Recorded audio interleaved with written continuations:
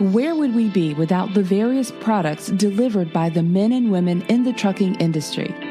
Healthy Conversations in Trucking podcast is a platform for professional long-haul truck drivers to share their journeys over the road, educating listeners about the trucking industry and lifestyle.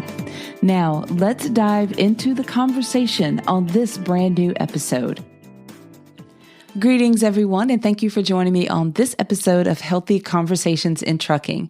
I'm your host, Dr. Huntley, and I'm happy that you've tuned in for this episode. It's just you and me today, and I have a few tips that I'd like to share with you because I don't know where you are in the country right now, but it's hot. I'm talking extreme heat, and this excessive amount of heat exposure can cause dehydration, and then dehydration can cause heat exhaustion and heat stroke or sunstroke. And it's dangerous and it can sneak up on you. So I wanted to chat about it. I was thinking about back during the time when my husband, Jonathan, was a car hauler, and it didn't matter. I mean, he had to haul cars in all sorts of extreme weather. I remember him being in way up north state or upstate New York, around Niagara Falls area. And he would have to strap cars down and haul them across in horrible weather conditions. Of course, I'm in South Carolina, so anything, below 50 degrees is horrible in my opinion. But yeah, there's just horrible weather conditions. And then of course, thinking about this time of year and the heat, I know how dangerous that can be. And so many of you are having to load your own trucks in the heat, and definitely hats off to the car haulers, but a lot of you are in and out of the weather. And even with some of these temperatures we're having, I know here I've recorded over 100 degrees on multiple days over the last few weeks. And I know that it's like that across many areas of the country. So even if you're not outside very often, it still has an impact. So I just wanted to address the issue with all of you that are over the road. And this is not coming from me as a lecturer, and I'm not your medical doctor, but I am a public health doctor, and I'm not lecturing you. This is out of care and concern. So I appreciate you as listeners of this podcast, and I just want you to take care of yourselves. And I know this heat actually snuck up on me big time. And let me tell you a little story of about 2 weeks ago now. There's a huge difference between, like 84, 85 degrees and 90 degrees. And I'm talking huge difference.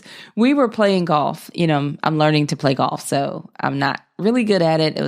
But I like to get out there. And it was, we went out one weekend and it was around 84, 85 degrees. And it was middle of the afternoon, and it was good. It was hot, but it was a good day. I handled it just fine. I always carry water with me, and it worked out just fine. We went back again about a week later, and it was like low 90s, and there was a huge difference. I was immediately drained.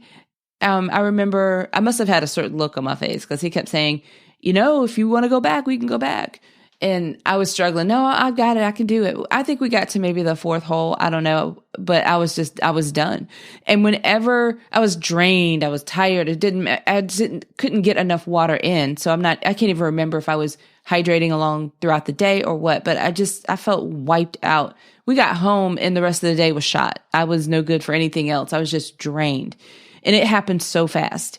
And you have to keep that in mind. And even if those of you that take medications, if you take regular medications, especially like diuretics, which is some people call it a water pill, that can amplify the effect of the heat even more. So it can sneak up on you is what I'm saying. I just want you to be watching out for yourselves and being really careful out there. So let me just share a few tips. I did some research and I looked over several studies, not studies like deep diving into research studies, but I do look at the credible sources, and I pull information that I share with you from good places so that I know it's whatever I'm sharing back to you is good information. So I have a few different resources that I kind of pulled together. And this is, some may consider it common knowledge, but again, I want to share it with you so that you're looking out for yourselves while you're out there over the road, because you're looking out for us across the country by getting those, goods delivered on time. And we appreciate you. I appreciate you. This is my way of giving back because I'm looking out for you. Okay. So let me share a few tips with you for staying hydrated while over the road and battling this extreme heat And like I said, most of us are experiencing some level of this around the country. So one of the things that I would like for you to keep in mind, now I'm going to list a few examples. I'm not going to be overwhelming, just a few, because I'm going to keep this short today. But one of the things I want you to keep in mind is it's a good idea to sip water throughout the day. And that's like way before you ever feel thirsty. If you remember on some of these episodes, I've talked to a few people who've made a comment that they don't drink sodas, they just drink water, and doing that helped them drop pounds right away and made them feel better. Well, this is one of those times, whether you're trying to lose weight or not, this is one of those times that I would encourage you to just say, I'm not going to have sodas right now. Maybe have sodas when you're at home and not on the road if you want to compromise. But if you could just replace water only instead of any sodas, that would be great right now for you. And it would help with staying hydrated while over the road and just avoiding that extra sugar. I think that if you choose to drink fruit juices any fruit juice is good because it can those fruits and vegetables can help give you extra nutrients for your body. So if you drink, I say fruit and vegetables, some of you like V8, for example, but I'm really thinking more of like the fruit drinks. Choose the fruit drinks that have no sugar added on the label. So if you're drinking fruit juice, and most fruits are going to have their natural sugar, that's okay because there's all these other nutrients that are in there that's good for you. But if you can get the ones that have no added sugar, that's important because some companies will take the fruit juices and then they still add sugar to them, and that kind of wipes out all the good effect. But if you're going to drink a fruit juice, try one that has no sugar added on the label so that the sugar that you are ingesting is the natural sugar from the fruit.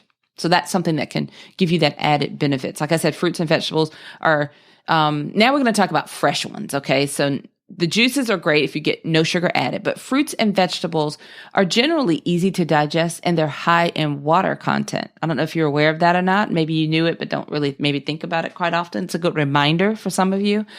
But fruits and vegetables are easy to digest and they're high in water content. And we're in a time of year, at the time of this recording, it's midsummer.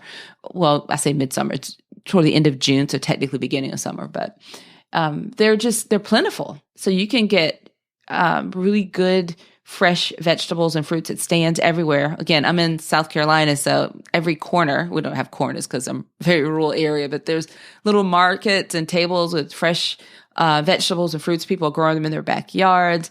It's easy to get fresh vegetables and fruits, and they have a lot of water. So that can help you with, if you're sipping water all day, and then when you're choosing to eat these vegetables and fruits, it is an added bonus for you. So when you stop off at home, grab a handful. If you're traveling along these rural routes and roads, if you get a chance to stop and grab something, then that's great. Whenever you see them, if you're delivering somewhere, if you go to a grocery store, if you're able to get to the parking lot and get into a grocery store, wonderful. I know it's not easy to get to places that have fresh fruits and vegetables, but I'm hoping there are some truck stops out there that have some stands, and maybe the ones that do normally carry like the apples and oranges and bananas inside, maybe they have a few more things. I'm just hoping. But if you can get your hands on some fresh fruits and vegetables, then that's going to be a great add for you. Some examples, eat salads whenever you can, because lettuce is like all water. So that's an easy one right there. Watermelon. If you can get fresh watermelon slices, chunks, put in a container, keep it in your refrigerator. If you have a refrigerator on your truck, fresh watermelon is great because it's all water. Strawberries, tomatoes. I love tomatoes in the summertime. I'm a country girl, so we eat tomato sandwiches down here. But tomatoes are a great way to get, like I said, they're fresh and plentiful and a lot of water content. Bell peppers.